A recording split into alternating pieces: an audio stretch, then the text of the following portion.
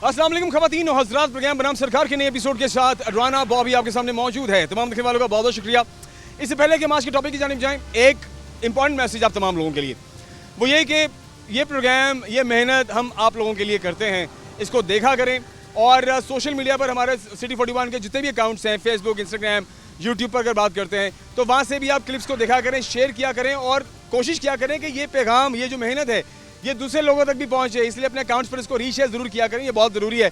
ये मुझे लगा पैगाम था जो दिल किया कि आप लोग से शेयर किया जाए। खबर इस वक्त अगर हम बात करें ओवरऑल, क्योंकि सीज़न गर्म हो चुका हुआ है और जैसे ही ये सीज़न आता है आपको पता है कि डेंगू दोबारा से पनप जाता है और डेंगू ख़तरा बन जाता है आवाम के लिए और बड़ा डेंजरस हो जाता है। इस सिचुएशन में स्पेशली जो मरीज़ होते हैं वो बड़े परेशान हो जाते हैं। कई लोग तो इतना मेंटल स्ट्रेस ले लेते हैं कि उनको लगता है कि अब तो भाई बचाव मुमकिन ही नहीं है, अब तो हम गए। हालांकि ऐसा नहीं है, डेंगू लाइलाज मर्ज नहीं है, ये इसका इलाज मुमकिन है, लेकिन डिपेंड करता है कि आपने किस स्टेज पर डेंगू को परख लिया, आपने कंडीशन को समझ लिया और आप डॉक्टर के पास पहुँच गए। सो आज का प्रोग्राम डेंगू पर अवेयरनेस प्रोग्राम है। आज के प्रोग्राम में हम आपको बताएंगे कि एक बार फिर से समझ लीजिए कि हम रिपीट करने जा रहे हैं इसके सिम्टम्स को, इसके प्रिकॉशंस कौन से हैं, इसकी अलामात कौन सी हैं और उसके बाद इससे बचाव कैसे करना है। और फिर साथ साथ हम ये भी आपको बताएंगे कि डेंगू के जो मरीज़ होते हैं उनके लिए डाइट कितना इंपॉर्टेंट पार्ट प्ले करती है। सो मेरे पास एक रिपोर्ट है जो कि ऑफकोर्स हमारे जो DC फैसलाबाद हैं जनाब रिटायर्ड नदीम नासिर साहब, उनकी जानिब से एक इजलास हुआ, उसकी एक रिपोर्ट मेरे पास है। Deputy commissioner captain retired Nadeem Nasir की ज़ेरे सदारत डेंगू से बचाव के हवाले से एक अहम इजलास मुनक्किद हुआ जिसमें तमाम मुतल्लिका महकमों के अफसरान ने शिरकत की। इजलास के दौरान जिला में डेंगू के मौजूदा सूरत हाल, मुमकिन खतरात और इंसदादी इकदाम का तफसीली जायजा लिया गया। डिप्टी कमिश्नर ने इजलास से खिताब करते हुए कहा कि आने वाले दिन इंतहाई अहम है, महकमे अपने जिम्मेदारियाँ पूरी जिम्मेदारी के साथ और हम आहंगी से अदा करें। उन्होंने वाज़ेह हदायत जारी करते हुए कहा कि डेंगू हॉट स्पॉट्स को 100% कवर किया जाए और इनमें से किसी किस्म की कोताही बर्दाश्त नहीं की जाएगी। डिप्टी कमिश्नर ने कहा कि हाई रिस्क यूनियन काउंसिल्स पर खुसूसी फोकस रखा जाए और हाई मॉइस्चर मॉनिटरिंग, सर्विलेंस और फोगिंग का अमल यकीनी बनाया जाए। उन्होंने एंटोमोलॉजिस्ट को हिदायत की कि वो ज़्यादा से ज़्यादा फील्ड में मौजूद रहें और अवामी आगाही और इंडोर आउटडोर सर्विलेंस को तरजीह दें। फील्ड में PHA, वासा और वेस्ट मैनेजमेंट कंपनी मिलकर काम करें और किसी जगह पानी खड़ा ना होने दें। निकासी आपके निज़ाम को फाल रखें और निज़ाम सफाई के अमल को मरबूत अंदाज में जारी रखें। डिप्टी कमिश्नर ने सख्ती से ताकीद की कि किसी भी जगह पानी खड़ा नहीं होना चाहिए क्योंकि यही डेंगू लार्वा की अफजाइश का बुनियादी जरिया है। उन्होंने शहरियों से भी अपील की कि वो अपने घरों, दफातर और इर्द गिर्द के माहौल को साफ रखें, कहीं पानी जमा न होने दें और ज़िला इंतजामिया से भरपूर ताउन करें। दरी असना deputy commissioner retired Nadeem Nasir ने कहा कि बच्चों को मौलिक बीमारियों से बचाने के लिए हिफाजती टीकों का बरवक्त और मुकम्मल कोर्स नहायत ज़रूरी है। डेंगू बुखार मेडिकल के साथ साथ एक समाजी मसला भी है जिस पर काबू पाने के लिए शहरियों को अपने घरों और इर्द गिर्द के माहौल को साफ सुथरा और खुश्क रखना होगा। वज़ीर आला पंजाब मरीम नवाज शरीफ के विजन के मुताबिक पाकिस्तान और पंजाब को डेंगू से पाक और दीगर वबाई अमराज का जड़ से खात्मा करेंगे। डेंगू पर काबू पाने के लिए आवाम में आगाही ज़रूरी है जिसके लिए तिबी माहिरीन, सिविल सोसाइटी और मीडिया को अपना भरपूर किरदार अदा करना होगा। अच्छा, मेरे पास अभी कुछ अदाद शुमार हैं कि पूरे पंजाब में इस वक्त डेंगू के कितने केसेस रिपोर्ट हो चुके हैं। सो मैं आपके साथ शेयर करता चलूँ। लाहौर में 33, झंग में 18, मुल्तान में 13, फैसलाबाद में 9, रावलपिंडी में 9, गुजरांवाला में 8, खानेवाल में 4, शेखुपुरा में 4, मुजफ्फरगढ़ में 3, ओकाड़ा में 3, डेरा गाजी खान में 2, और गुजरात में 2, ननकाना साहिब में 2, नारोवाल में 2, बिहाड़ी में 2, अटक में 1, चिन्योट में 1, हाफजाबाद में 1, जेहलम, कसूर, रहीमयार खान, राजनपुर, सरगोदा और टोबा टेसिंग, इन तमाम शहरों में एक केस जो अभी तक रिपोर्ट हो चुका है। जो टॉप 4 या 5 सिटीज़ हैं उसमें फैसलाबाद चौथे नंबर पर है पंजाब के अंदर। सो आइए अब आगे बढ़ते हैं, डॉक्टर्स हज़रात से मुलाकात करते हैं और ये जानने की कोशिश करते हैं कि आखिर क्यों डेंगू बार बार अटैक कर रहा है, इससे बचाव कैसे मुमकिन है, इसके सिम्टम्स क्या हैं, इसकी अलामात क्या हैं, कौन सी स्टेजेस हैं जो कि रिकवरेबल हैं और कौन सी स्टेजेस हैं जहां डेंगू से रिकवर करना मुश्किल है। फिर उसके साथ साथ हम आज के प्रोग्राम में ये भी शामिल करेंगे जो फूड है, जो खाना है, अगर दौरान डेंगू जब आप मरीज़ हो जाते हैं तो उस दौरान कौन सा खाना आपके इम्यून सिस्टम को स्ट्रॉन्ग करेगा या उससे पहले अगर जो अलामात होती हैं उस दौरान आपने खाने का कैसे ख्याल रखना है। आइए प्रोग्राम में चीज़ें शामिल करते हैं, देखते रहिए प्रोग्राम बनाम सरकार। खबर हज़रात, आज के टॉपिक के हवाले से ऑफ कोर्स डॉक्टर साहब से मुलाकात करने के लिए हम यहाँ पर मौजूद हैं। डॉक्टर जैद गुल, MD गैस्ट्रोएंट्रोलॉजी, माहिर अमराज़ मैदा और जिगर बेसिकली। तो डॉक्टर साहब से मुलाकात करते हैं और आज के टॉपिक के हवाले से एक बार फिर से इस पर रोशनी डालते हैं कि डेंगू किस कदर ख़तरनाक है और इसके सिम्टम्स और इसके जो प्रिकॉशंस हैं वो कौन कौन से हैं। डॉक्टर साहब कैसे हम ठीक ठाक? ठीक है अल्हम्दुलिल्लाह। अच्छा डॉक्टर साहब, आज का हमारा टॉपिक है डेंगू और इस सीज़न में अभी तक फैसलाबाद के अंदर ऑलमोस्ट 9 केसेस रिपोर्ट हो चुके हैं, झंग के अंदर अराउंड 23 के अराउंड हो चुके हैं और इसी तरह से चिन्नौड में और बाकी जगहों पर भी है। पूरे पंजाब में इस टाइम काफ़ी हद तक रिपोर्ट हो रहे हैं डेंगू। अब मुझे काइंडली ये बताइए कि आज के प्रोग्राम में क्योंकि हम अवेयरनेस देना चाह रहे हैं लोगों को, हम थोड़ा जो सिम्टम्स हैं इस पर बात करते हैं। काइंडली अपनी जो नॉलेज है उसकी रोशनी में बताइए कि सिम्टम्स, बेसिक सिम्टम्स कौन कौन से हैं जिन पर गौर करना बहुत ज़रूरी है। सबसे पहले तो डेंगू के बारे में आपको पता होना चाहिए कि डेंगू एक्चुअली है क्या। डेंगू एक वायरस है जो कि एक मच्छर के काटने से ट्रांसमिट होता है। इसके बाद जब ये ट्रांसमिट होता है तो इसका एक पीरियड होता है, इंक्यूबेशन इसको पीरियड कहते हैं। ये कम से कम 4 से 7 दिन के दरमियान होता है, जिसके दौरान आपको कुछ अलामत आ सकती हैं जो कि आपको साइन देती हैं कि पेशेंट को डेंगू के फीचर हैं। जैसे कि आपको सबसे पहले आपको बुखार होता है, जिसमें में आपको दर्द होती है, आंखों के पीछे आपको दर्द होना शुरू होती है, जॉइंट्स में, कमर में दर्द होना शुरू हो जाती है। ये आपके इनिशियल फीचर आते हैं। अगर जो डेंगू जो सीवियर फॉर्म इख्तियार करता है उसमें फिर आपको क्या होता है कि आपकी स्किन के ऊपर छोटे छोटे धब्बे पड़ना शुरू हो जाते हैं। पूरी स्किन के ऊपर? पूरे स्किन के ऊपर छोटे छोटे ब्लू ब्लू कलर के स्पॉट्स पड़ना शुरू हो जाते हैं, जिसको हम पेटिकुलर हेमरेजेस कहते हैं। पेटिकुलर बनते हैं, वो क्यों होते हैं? वो आपके प्लेटलेट्स की कमी की वजह से होना शुरू हो जाता है। ठीक है, और पूरी जिल्द पर नुमाया हो जाते हैं। पूरी जिल्द पे नुमाया होना शुरू हो जाते हैं। और उससे भी सीवियर फॉर्म डेंगू की तब होती है जब डेंगू हेमरेजिक शॉक होता है, पेशेंट शॉक में चला जाता है, उसका बीपी ड्रॉप करना शुरू हो जाता है, उसकी सैचुरेशन ड्रॉप करना शुरू हो जाती है, बॉडी में पानी इकट्ठा होना शुरू हो जाता है। इसको हम कहते हैं डेंगू शॉक सिंड्रोम। ठीक है, ये बहुत सीवियर कंडीशन होती है, इसमें पेशेंट को आईसीयू में भी जाना पड़ता है। लेकिन ये इसको हम नाकाबिले इलाज नहीं कह सकते, ये काबिले इलाज मर्ज़ है। लेकिन वक्त पर अगर इसके वक्त पे तशखीस हो जाए, वक्त पे डॉक्टर से मशवरा कर लिया जाए तो ये काबिल इलाज मर्ज़ है। अच्छा डॉक्टर साहब, मुझे ये भी बताइए कौन सी स्टेज है जिस पर अगर रिकवर आप कर लें उसको तो पेशेंट सेहतयाब हो जाता है? गो के थोड़ा टाइम ज़रूर लगता है दोबारा अपनी नॉर्मल हेल्थ पे आते, लेकिन रिकवरेबल है। और कौन सी ऐसी स्टेज है कि जिसके बाद बहुत मुश्किल है पेशेंट का सर्वाइव करना? जैसे कि मैंने आपको पहले बताया, डेंगू जो फर्स्ट सिम्टम होता है डेंगू फीवर, इसमें तो इजीली पेशेंट रिकवर कर जाता है। और वो होम मेडिसिन ही होती है या डॉक्टर से ही जाकर रुजू करें? डॉक्टर से रुजू करके मेडिसिन लेके घर में ऑब्जर्व करे। जो फर्स्ट स्टेज होती है जिसमें fever, joints pain, body aches pain होते हैं। दूसरी स्टेज आती है कि जो हेमरेजिक फीवर आता है, उस स्टेज तक डॉक्टर इजीली मैनेज कर सकता है, क्योंकि उसमें आपको थोड़ा सा जब हेमरेज आना शुरू होते हैं, नाक से ब्लीड आता है, तो प्लेटलेट्स कमी होते हैं, प्लेटलेट आप ट्रांसफ्यूज़ करवाते हैं, ब्लड लगवाते हैं, तो पेशेंट रिकवर करना शुरू कर जाता है। और जो थर्ड स्टेज होती है जिसमें आईसीयू की भी ज़रूरत होती है, वो फिर डॉक्टर की दफ़ा डॉक्टर के भी इख्तियार से बाहर चला जाता है। इसको लास्ट स्टेज कहा जाए तो गलत नहीं होगा? नहीं, बिल्कुल गलत नहीं होगा।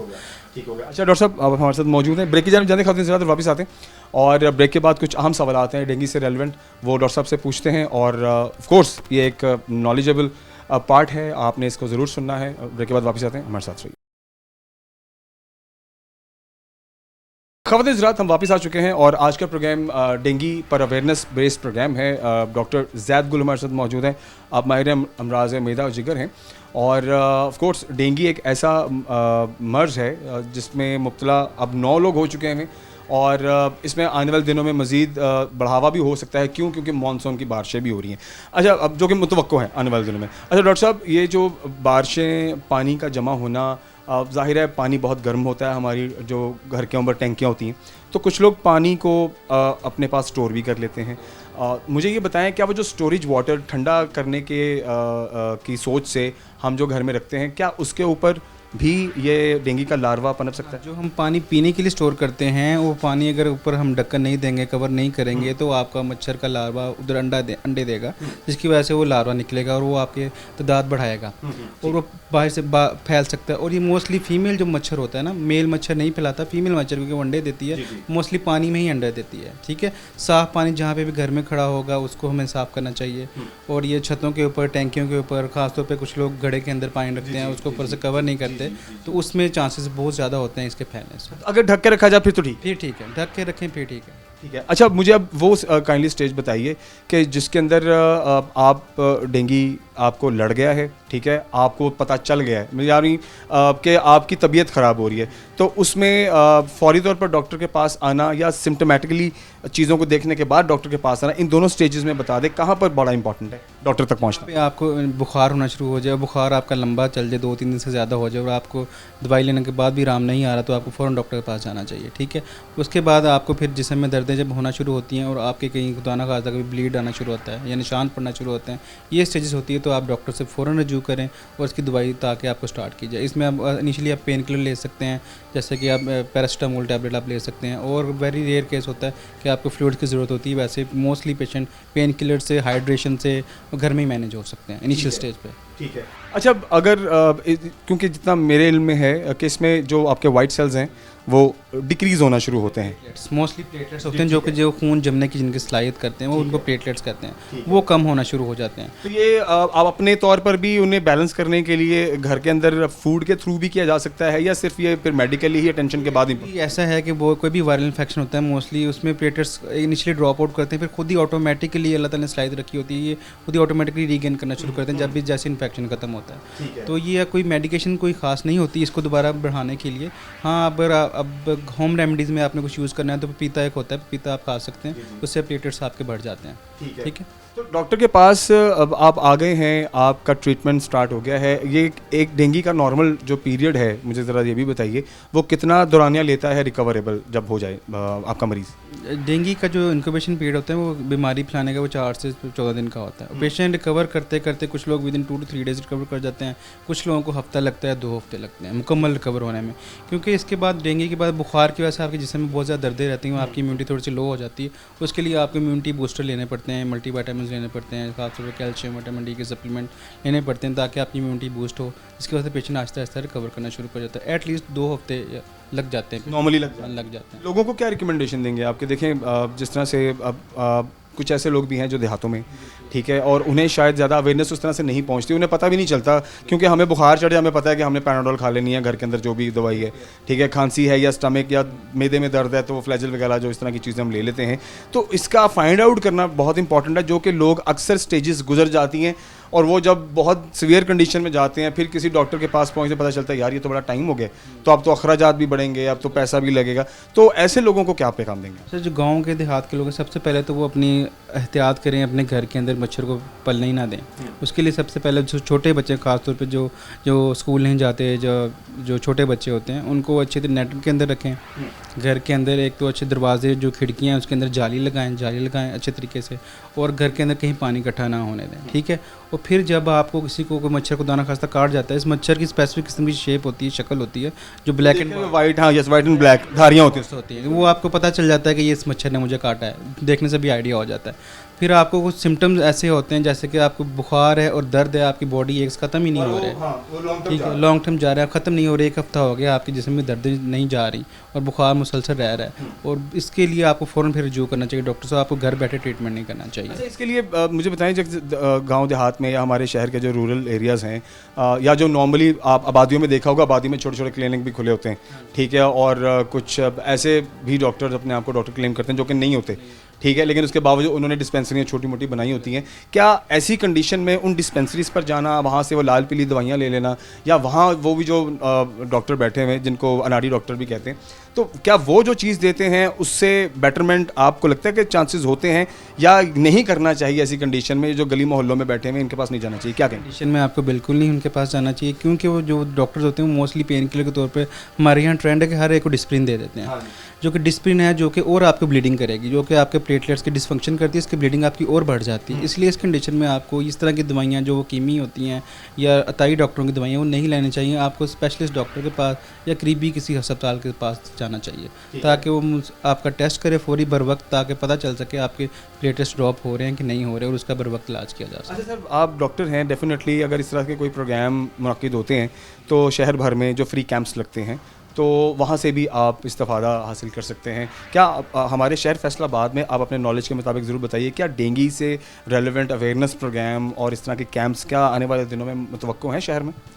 मेरे ख्याल से हर सीज़न में होते हैं, और ये government of Punjab, government of Faisalabad जो जितने भी हैं वो कंडक्ट करवाते हैं प्रोग्राम, डिफरेंट हॉस्पिटल्स में भी होते हैं, अवेयरनेस कैंपेन्स होती हैं, हर हॉस्पिटल में होती हैं, इवन गवर्नमेंट हॉस्पिटल में तो होती हैं अवेयरनेस कैंपेन अबाउट डेंगू के बारे में जानने के लिए। तो सेमिनार्स कुछ हॉस्पिटल में भी करवाते हैं, इवन के स्कूल्स में भी होते हैं, कंडक्ट होते हैं, कुछ अच्छे स्कूल्स हैं जहाँ पे भी सेमिनार्स कंडक्ट होते हैं, गवर्नमेंट में भी होते हैं, प्राइवेट्स भी होते हैं, ताकि बच्चों को भी और बड़ों को भी अवेयरनेस दी जा सके। लोगों को एट दी एंड जो देख रहे हैं आप, काइंडली उनको ज़रूर एक पैगाम दीजिए कि डेंगी से बचाव का तरीकाकार जो पानी खड़ा ना होने देना वो तो है ही है, लेकिन उसके साथ साथ अपनी केयर कितनी इंपॉर्टेंट है? एक तो सबसे पहले कुछ लोग जब डेंगू सुनते हैं तो घबरा जाते हैं कि डेंगू पता नहीं मुझे अब लाइलाज मर्ज़ हो गया। सबसे पहले एक जहन में रखें, अगर डेंगू हो भी गया तो आपने परेशान नहीं होना, ये काबिल इलाज मर्ज़ है। और सबसे अपनी एहतियात सबसे ज़रूरी है। आप डेंगू से बचाव के लिए अपने घर को कवर करें, घर में स्प्रे करवाएं, अपने आप के ऊपर मॉस्किटो रिपेलेंट अपनी बॉडी के ऊपर लगा के सोएं, और पानी कहीं इकट्ठा ना होने दें। जहाँ भी पानी इकट्ठा होता है उसको आप साफ़ करवाएं, और जहाँ भी किसी बर्तन में पानी आप इकट्ठा करते हैं उसको ढक के आप रखें ताकि अब डेंगू फैल ना सके। हाँ, और अगर आपको खुदा ना खास्ता डेंगू की इलामत होना शुरू हो गई हैं तो आपने सबसे पहले डॉक्टर से रजू करें ताकि वो आपकी बरवक्त तशखीस करे और इलाज शुरू कर सके, बजाय ये कि आप इसको पैनिक हो जाएं या परेशान हो जाएं कि मुझे कोई ऐसा मर्ज़ हो गया कि मैं बच नहीं सकता, पता नहीं क्या हो गया, डेंगू हो गया और मैं प्लेटलेट्स मेरे कम होना शुरू हो गए, मैं बस मरने वाला हूँ। ऐसा बिल्कुल नहीं होता। Dengue recoverable Aahista Aahista recover कर जाता है अगर आप स्टेज 1 और 2 में अंदर आप तशखीस हो गए हैं तो। अच्छा सर, मुझे ये भी बताइए, मलेरिया और डेंगू ये दोनों का क्योंकि मौसम के साथ बड़ा एक अटैचमेंट है, और इस सीज़न में मलेरिया भी बहुत ज़्यादा लोगों को अटैक करता है और डेंगू भी अब अटैक करता है, दोनों कितने डेंजरस हैं? सेम डेंजरस हैं या दोनों के सिम्टम्स में फ़र्क है, दोनों की रिकवरेबल जो स्टेज है उसमें फ़र्क है? ज़रा काइंडली बताइए। दोनों के सिम्टम इनिशियली तो मिलते जुलते हैं, लेकिन मलेरिया भी बहुत ख़तरनाक हो जाता है। मलेरिया में भी आपको किडनी डैमेज हो जाती है और ब्लीडिंग के सिम्टम आना शुरू हो जाते हैं अगर एडवांस स्टेज पे, ठीक है। लेकिन मलेरिया का ये है कि उसका स्पेसिफिक किस्म का फीवर होता है जो कि डेंगू का इस तरह का फीवर नहीं होता। मलेरिया का फीवर हर 2 दिन बाद फिर फीवर होता है, फिर उतरता है, चढ़ता उतरता। ऐसा टिपिकल फीचर होते हैं मलेरिया के, जो कि डेंगू के ऐसे नहीं। डेंगू के फीवर जो तुम कंटिन्यूस होता है वो इस तरह का फीवर नहीं होता जैसे मलेरिया का होता है। लेकिन मलेरिया में आपके सिर्फ प्लेटलेट्स कम नहीं होते, मलेरिया आपकी बाकी बॉडी ऑर्गन्स को इन्वॉल्व करता है, अपने गुर्दों को इन्वॉल्व करता है, आपके जिगर को इन्वॉल्व करता है, आपके ब्रेन को ज़्यादा डैमेज करता है as compare to dengue, damage करता है, और आपके ब्रेन को भी इन्वॉल्व करता है, ठीक है। इसलिए आपको मलेरिया को भी लाइट नहीं लेना चाहिए। मलेरिया की एक्चुअली 4-5 किस्में होती हैं, जिसमें फॉल्सिफॉर्म मलेरिया होता है जो कि सीवियर किस्म का इन्फेक्शन करता है, जो कि डेंगू जिसको मलेरिया जिसको कहते हैं ब्लैक वाटर फीवर कर देता है। इसलिए इसको आपको मलेरिया और डेंगू दोनों से बचने के लिए, दोनों किससे फैलते हैं, तरीक़ाकार सेम ही है। तरीक़ाकार सेम ही है। बहुत शुक्रिया आपकी कीमती वक्त का। ख़वातीन हज़रात, आइए आगे बढ़ते हैं और आज के टॉपिक के हवाले से मज़ीद शख्सियत से मुलाकात करते हैं और ये अवेयरनेस आप तक पहुंचाते हैं कि डेंगू से बचाव कैसे मुमकिन है, कितना मुमकिन है, इसमें मेडिकली किस तरह से आपने ख़ुद को अटेंशन देनी है, डॉक्टर से रुजू किस तरह से करना है, कब करना है, किन स्टेजेस पे करना है, वो डॉक्टर ज़ैद गुल ने आपको बता दिया है। अब आगे बढ़ते हैं, चीज़ें मज़ीद शामिल करते हैं, हमारे साथ रहिए। जैसे कि मैंने आपको प्रोग्राम के पिछले समय बताया है कि पूरे पंजाब भर में, पूरे पाकिस्तान भर में इनफैक्ट जो डेंगू है उसका एक दफ़ा फिर से ज़ोर हुआ है और केसेस रिपोर्ट हो रहे हैं मुख्तलिफ शहरों में। फैसलाबाद में ऑलमोस्ट अभी तक 9 केसेस रिपोर्ट हो चुके हैं और जैसे कि डॉक्टर साहब ने बताया है, जिन चीज़ों पर अमल करना बहुत ज़रूरी है उसको आपने एक तो मलूज़ खातिर रखना है, ठीक है, और पानी जमा नहीं होने देना है, चाहे वो सीवरेज का पानी है, चाहे वो किचन का पानी है, वो वॉशरूम के अंदर पानी है। वैसे आजकल टैंकियों में पानी बहुत गर्म होता है तो लोग घरों में क्या करते हैं, टबों में पानी स्टोर कर लेते हैं, ठंडा हो जाएगा फिर यूज़ करेंगे, लेकिन वो भी ख़तरे से खाली नहीं है, उसको भी रखना तो ढांप के रखना है। That is the main part. So अभी हम बात करते हैं थोड़ा डाइट के हवाले से, क्योंकि देखें दोनों पोर्शन बहुत इंपॉर्टेंट है। हमने ज़रा डॉक्टरी मामला क्या है वो आपको बता दिए हैं जो कि फिजिकल हेल्थ के लिए इंपॉर्टेंट है। अब हम बात करते हैं डाइट पर और फूड पे। डॉक्टर हफ्सा हमारे साथ मौजूद हैं, हमारे प्रोग्राम में हमेशा जब भी आती हैं हमारे प्रोग्राम के लिए बहुत अच्छी प्रोडक्टिव बातें लेकर के आती हैं और बहुत इन्फॉर्मेटिव बातें होती हैं। आज भी हमारे साथ मौजूद हैं। डॉक्टर साहब कैसे, ठीक ठाक हैं? जी अल्हम्दुलिल्लाह, थैंक यू सो मच। अच्छा, अब डेंगू एक बार फिर से जैसे कि हमारे आज का टॉपिक भी है कि ज़ोर पकड़ रहा है, पंजाब के अंदर भी बहुत ज़ोर हो रहा है, फैसलाबाद में 9 केसेस रिपोर्ट हो रहे हैं, इसमें डाइट का बड़ा इंपॉर्टेंट अमल है। और जैसे कि मैं जानता हूँ कि डेंगू के अटैक में आपके वाइट सेल्स कम होना शुरू हो जाते हैं, ठीक है, और ठीक है, उसको मेडिकली जैसे भी उनको आप इन्हेंस करते हैं। फूड कितना इंपॉर्टेंट है इस सारे मर्ज में स्पेशली? अच्छा, उसमें सबसे इम्पॉर्टेंट ये है कि पेशेंट को सिम्टम्स क्या आ रहे हैं, मतलब क्योंकि डेंगू डिफरेंट किस्म की जो है वो इलामतों के साथ आता है। बहुत सारे पेशेंट्स को डेंगू में सिर्फ सर दर्द कर रहा है, बहुत सारे पेशेंट्स को आंखों के नीचे दर्द हो रही है, बहुत सारे पेशेंट्स का पेट दर्द करता है। हाँ, फीवर तो वो जो है वो सेकेंडरी है ना, सबसे पहले उनको सिम्टम्स आना शुरू होंगे। और बहुत सारे पेशेंट्स इस तरह के जिनको बहुत ज़्यादा उल्टियाँ आ रही होती हैं। अगर तो पेशेंट को बहुत ज़्यादा हेडेक रह रहा है और सर में दर्द है और आंखों के नीचे दर्द है, फिर उसने बेसिकली जो फोकस करना है वो फ्रूट्स पे करना है, ज़्यादा से ज़्यादा लिक्विड चीज़ें लेनी है, उसमें फ्रूट स्मूदीज़, जूसेस नहीं लेने, फ्रूट्स की स्मूदीज़ बना के लेनी है और वेजिटेबल के जूस नहीं लेना और वेजिटेबल के जूसेस ले सकते हैं, जैसे खीरे का जूस बना के ले सकते हैं, डिफरेंट किस्म की सब्जियां मिक्स करके उनका जूस ले सकते हैं। और अगर पेशेंट को जो है वो उल्टियाँ आ रही हैं और पेट में दर्द हो रहा है, फिर पेशेंट ने जो है वो नरम ग़िज़ा पे फोकस करना है और इसके साथ साथ जो है वो सॉफ्ट डाइट के साथ प्रोटीन अपनी बढ़ानी है। वाइट सेल्स भी इनहेंस होते हैं इस सारी डाइट से? जैसे जैसे आपका इम्यून सिस्टम स्ट्रॉन्ग होगा, जैसे जैसे आपकी बॉडी जो है वो डिजीज़ के ख़िलाफ़ लड़ना शुरू हो जाएगी, आपकी न्यूट्रिशन बेहतर हो जाएगी, तो ऑटोमेटिकली जो है वो वाइट सेल्स इंप्रूव हो जाएंगे। स्पेसिफिकली वाइट सेल्स को बढ़ाने के लिए जो डाइट है उसमें जिंक का इस्तेमाल ज़्यादा किया जाए, जैसे कि सी फूड्स हैं जितने भी हैं, जैसे मछली हो गई है या फिर सैल्मन हो गया है जो इजीली तो वैसे अवेलेबल, झींगा भी लिया जा सकता है? झींगा भी, श्रिम्प्स भी लिए जा सकते हैं, प्रॉन्स लिए जा सकते हैं।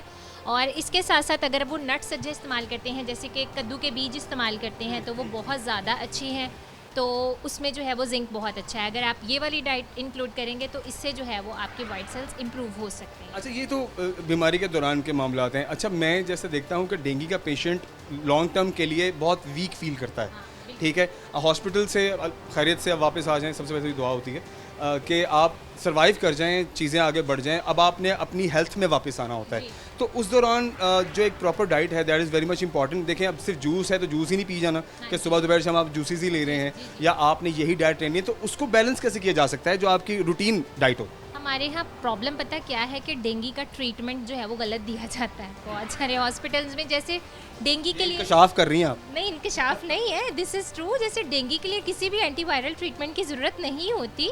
डेंगू के लिए आपने सिर्फ सिम्टोमेटिक ट्रीटमेंट करना है और इसने खुद ब खुद ठीक होना है, ठीक है ना। इसमें सिर्फ और सिर्फ हम कुछ स्पेसिफिक मेडिसिन है जो ले सकते हैं, जैसे पैरासीटामोल हम इसमें ले सकते हैं, इसमें एनसेड्स भी हम नहीं ले सकते।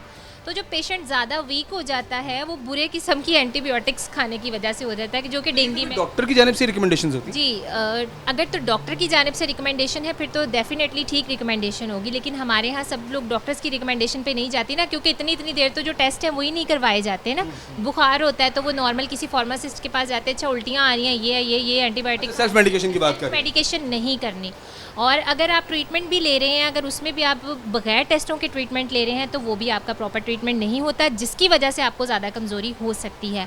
और जब आप डेंगू से रिकवर हुए हैं उसके बाद आपने कोशिश करनी है कि आप हाई प्रोटीन डाइट लें, जिसमें रोज़ाना 1 अंडा लाजमी शामिल होना चाहिए, बॉइल्ड और किसी भी फ्राइड ले सकते हैं, किसी भी फॉर्म में ले सकते हैं। 2 फल आपने एक दिन के लाजमी लेने हैं, 1 बाउल सलाद का आपने लाजमी लेने हैं, और रोज़ाना चने और लोबिया मिक्स करके 1 दफ़ा लाजमी खाना है, ताकि जो है वो आपकी प्रोटीन बढ़ जाए। और अगर आप चिकन और मटन अफोर्ड कर सकते हैं तो इससे बेहतर कोई बात भी नहीं हो सकती। अच्छा, इसमें जैसे हमने सिम्टम्स की बात की है, इनिशियल सिम्टम्स के अंदर तो हमारे वही जनरल सिस्टम है, जिसके अंदर सर दर्द हो तो हमने घर की कोई मेडिसिन ले ली है, पेट दर्द हो तो वो भी हमें पता है फ्लैजल वेजल इस तरह के स्टमक इशूज़ के लिए हम ले लेते हैं, लेकिन उसको रिलेट करना with dengue that is important, जो कि निगलेक्ट हो जाता है, हम उसको फाइंड आउट नहीं कर पाते।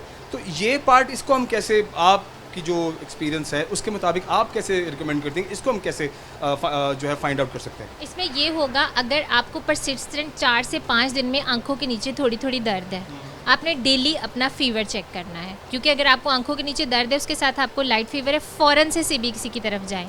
अगर आपका पेट ख़राब हो रहा है, बार बार आपको लग रहा है कि मेरा दिल ख़राब हो रहा है, 3 से 4 दिन हो गए हैं, मैं खाना खाता हूँ मेरे पेट में दर्द हो रहा है, ख़राब हो रहा है, आपने फ़ौरन, और आपको साथ लाइट फीवर है, क्योंकि हमें सबसे पहले खुद ही फील हो जाता है ना कि मुझे फीवर है, तो फ़ौरन आप, हाँ, तो फ़ौरन से सीबीसी की तरफ जाएं, आप करवा के देखें। इसके साथ साथ स्किन रैश बहुत कॉमन है डेंगू का सिम्टम, जो कि पूरी बॉडी में या जहाँ पर अटैक हुआ? पूरी बॉडी पे मोस्टली बच्चों को हो जाते हैं, ये गर्दन के एरिया पे बहुत ज़्यादा रैशेज़ हो जाते हैं, पेट पे रैशेज़ हो जाते हैं, बाजुओं पे रैशेज़ हो जाते हैं, और उसके साथ उनको जो है वो कॉन्टीन्यूस फीवर रह रहा होता है। तो ये जो है वो बहुत ज़्यादा इंपॉर्टेंट है, इन सिम्टम्स के बाद आपको डेंगू हो सकता है। ठीक है, ब्रेक की जम जाते वापस आते हैं, और मजीद कुछ क्वेश्चन है मेरे पास जिनके आंसर्स लेना बहुत ज़रूरी है। At the end of the day of course ये एक अवेयरनेस प्रोग्राम है, और ये डाइट आपके लिए बहुत मैटर करती है, स्पेशली उन दिनों में जब आप डेंगू के शिकार हो चुके हों। ब्रेक के बाद वापस आते हैं, हमारे साथ रहिए।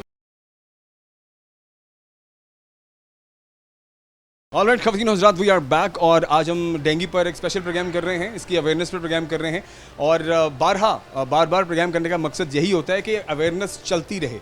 मतलब बनाम सरकार का मकसद तो बेसिकली अदर टॉपिक्स पर बात करना है, लेकिन ये अवेयरनेस पर बात करना भी फ़र्ज़ बनता है मेरा। तो हम कोशिश करते हैं कि इन चीज़ों के हवाले से भी अवेयरनेस आवाम तक पहुंचती रहनी चाहिए। डॉक्टर हफ्सा हमारे साथ मौजूद हैं। अभी ऑफ द रिकॉर्ड हम बात करते हैं, थोड़ा ऑन द रिकॉर्ड भी बात करते हैं। सेम क्वेश्चन, अच्छा मुझे डॉक्टर साहब बताइएगा कि ये जो डेंगू और मलेरिया दोनों के सिम्टम्स में कितना को फ़र्क है? अच्छा, मलेरिया में मोस्टली पेशेंट दिन टाइम ठीक रहते हैं, उनको कुछ नहीं होता, और रात के टाइम फीवर फील करते हैं। जैसे रोज़ाना सोएंगे और रात के टाइम शाम के बाद बुखार होना शुरू हो जाता है। और मलेरिया में जो सबसे कॉमन चीज़ है वो बैक पेन है, कमर में बहुत ज़्यादा दर्द रहती है। और जो डेंगू है इसमें मोस्टली सारा दिन फीवर रहता है पेशेंट को, हर वक्त जो है, और मलेरिया में आपकी जो बैक साइड है बॉडी की वो पेन करती कमर दर्द करती है ना, इसमें कमर दर्द करता है रेगुलर, आपकी कमर में जो है वो दर्द होता रहता है, कॉन्टीन्यूसली आपको फील होता है कि बैक पेन हो रहा है। और जो डेंगू है इसमें तो आपकी ओवरऑल बॉडी बहुत ज़्यादा वीक फील कर रही होती है। मलेरिया में मोस्टली आपके मुंह का जायका भी ख़राब रहता है, आपसे खाना नहीं खाया जा रहा होता। और डेंगू में जो है वो डिफरेंट सिम्टम्स आ सकते हैं, जैसे दिल ख़राब होना, नोज़िया, वॉमिटिंग, पेट दर्द, स्किन रैश, सर दर्द, इसमें चेंज है। और मलेरिया के जो है वो स्पेसिफिक सिम्टम्स हैं। अच्छा, ओवरऑल हम थोड़ा एक और चीज़ भी ऐड करते हैं। मौसम अब इस बार अजीब है, इस बार गर्मी भी शिद्दत उसमें ज़्यादा है, हीट वेव भी है, और जो स्वेटिंग और जो हब्स है वो अभी जून ख़त्म नहीं हुआ और शुरू हो गया है। तो जुलाई अगस्त वाला जो माहौल है वो हमें 2 महीने पहले ही देखने को मिल रहा है। ओवरऑल क्लाइमेट चेंज है जिसका असर हमें ओवरऑल फेस करना पड़ रहा है। इस हवाले से भी काइंडली लोगों को बताइए, ये जो इनटेक वाटर है, वाटर इनटेक है, उसमें हम कोशिश करते हैं ज़्यादा पानी, मैंने भी बॉटल रखी हुई है, हम पानी का ज़्यादा इस्तेमाल करते हैं और ज़्यादा पिया जा रहा है। क्या ज़्यादा पानी पीना ठीक रहता है? जी जी, बिल्कुल ठीक रहता है, लेकिन अगर आप वो हाइड्रेशन की बात कर रहे हैं तो उसके लिए इम्पॉर्टेंट है कि हम साथ इलेक्ट्रोलाइट्स लें, नमकियात का इस्तेमाल, आसान अल्फाज में नमकियात नमकियात का इस्तेमाल करें। तो अगर आपका बहुत ज़्यादा बाहर आना जाना है और आपकी वर्किंग इस तरह की है तो आपके पसीने के साथ साथ जो है वो हमारे नमकियात भी निकल रहे हैं, जैसे बॉडी से सोडियम लॉस हो रहा है, पोटाशियम लॉस हो रहा है। तो कोशिश करें वो लोग जिनको बहुत ज़्यादा स्वेटिंग होती है और बहुत ज़्यादा उनका बाहर आना जाना है तो वो डेली ORS पिएँ, नमकोल वाला पानी पिएं। और अगर आप घर पे नमकोल बनाना चाहते हैं तो उसमें पिंक्स नमक, जिसे हम कहते हैं पिंक सॉल्ट, 1 चम्मच शहद और 1 चम्मच नींबू का जूस आपने जो है वो 1 लीटर पानी में डालना है। हाफ़ टी स्पून जो है वो पिंक सॉल्ट, 1 चम्मच नींबू का जूस और 1 चम्मच शहद, ये सबसे अच्छा जो है वो ORS बनेगा और ये आपकी सेहत के लिए बहुत ज़्यादा अच्छा आप होगा। इसको सारे दिन पीते रहें। करें मतलब 1 लीटर है, कोशिश करें इसको 5 to 6 आवर्स में कंज्यूम कर लें, क्योंकि वो जो शहद है उसकी शेल्फ लाइफ है थोड़ी सी स्मेल देने लग जाता है। और बाकी वाटर इनटेक जो है वो किसी भी फॉर्म में आप पानी ले सकते हैं। आप यखनी ले रहे हैं वो भी पानी है, अगर आप ग्रीन टी पी रहे हैं वो भी पानी है, लिक्विड आप किसी भी फॉर्म में ले रहे हैं तो वो आपके लिए बेहतर है, जिसमें लस्सी का इस्तेमाल ज़्यादा करें। फलों की स्मूदियाँ बना के लें। और अल्लाह ताला ने जो हमारे फल बनाए हैं जिनमें बहुत ज़्यादा पानी है, जैसे आजकल खुबानी मौजूद है, आलू बुखारा मौजूद है, वो हमें बहुत ज़्यादा हाइड्रेशन देता है, उसका इस्तेमाल ज़्यादा करें और सब्जियां ज़्यादा खाएं। अच्छा, ये जो चेहरे को हम ठंडे कपड़े के साथ और सर को ठंडे कपड़े के साथ गर्मी के अंदर जो हम अपने आप को ज़रा तरोताज़ा रखने के लिए इस्तेमाल करते हैं, मुझे ये बताएं कि ये आपकी सेहत पर कितना इफेक्ट है? अच्छा, इसका पॉजिटिव इम्पैक्ट भी है, जैसे कि मर्द हजरात हैं जब बाहर निकलते हैं तो अगर वो गीला कपड़ा जो है वो अपने साथ लेके निकलते हैं तो वो उनके लिए बहुत अच्छा है। लेकिन अगर आप बिल्कुल मामला हो सकता है, लेकिन अगर आपने मुंह के ऊपर गीला कपड़ा नहीं, आपने अपने सर को ढांपना है तो आप गीला कपड़ा लेके रहें तो वो आपके लिए सेफ्टी हो सकती है। लेकिन अगर आप बहुत गर्मी से आए हैं, बहुत ज़्यादा हीटिंग आपके ऑलरेडी फेस पे और आप आते ही ठंडा कपड़ा रख लें तो वो आपके लिए नुकसानदेह हो सकता है। डॉक्टर साहब, अब लोग हमें देख रहे हैं, आज का हमारा प्रोग्राम डेंगू अवेयरनेस प्रोग्राम है, डेंगू के हवाले से आप लोगों को क्या पैगाम देंगे? यही कि कोशिश करें पानी इकट्ठा ना होने दें और कोशिश करें कि थोड़ा सा भी आपके घर के सामने भी अगर आप थोड़ा सा भी पानी इकट्ठा है तो आप अपना फ़र्ज़ समझें, बल्कि अपने बच्चों को सिखाएं कि उस पानी को जो है वो रिमूव करें। दूसरा, जहाँ पे भी कहीं पानी इकट्ठा है अपने बच्चों को ना भेजें, खुद ना भेजें, स्प्रेज यूज़ करें। फूड इनटेक में कोशिश करें कि ज़्यादा से ज़्यादा हाइड्रेशन का ख्याल रखें, ORS पिएँ, यखनियाँ पिएँ, हर्बल टीज़ पिएँ, ग्रीन टी का इस्तेमाल ज़्यादा करें, अच्छे फ्रूट्स खाएँ, सब्जियाँ खाएँ।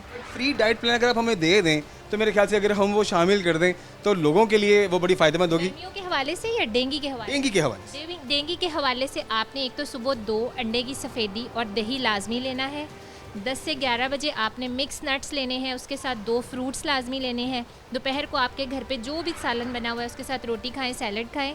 इवनिंग में आपने 2 से 3 फलों का इस्तेमाल लाजमी करना है, उसके साथ आप ग्रीन टी पी सकते हैं। कुछ सस्ता हो सकता है, ये आपने बहुत अच्छी डाइट प्लान दी है, लेकिन हमारे कुछ ऐसे लोग भी हैं जो शायद डेली इतना फ्रूट या इन नट्स को वो नहीं उसको अफोर्ड कर सकते हैं। हमारा बच्चा जो 60 रुपए का एक चिप्स का पैकेट खाता है उतने में खुबानी मिल जाती है। ये हमारे जहन में कंसेप्ट है कि फ्रूट बहुत ज़्यादा महंगा है और नट्स में थोड़ी मिकदार में ले लें, नहीं आप खा भी सकते हैं। खुबानी आज 150 रुपये किलो बिक रही थी और उसमें 1 किलो आ रही थी, और मैंगोज़ भी बहुत सस्ते हुए हैं, आलू बुखारा सस्ता है। और नट्स में आप महंगे वाले नट्स पे ना जाएं, भुने हुए काले चने ले लें। अल्लाह मियाँ ने अगर महंगा बनाया है तो सस्ते ऑल्टरनेट्स भी बनाए हुए हैं हमारे लिए।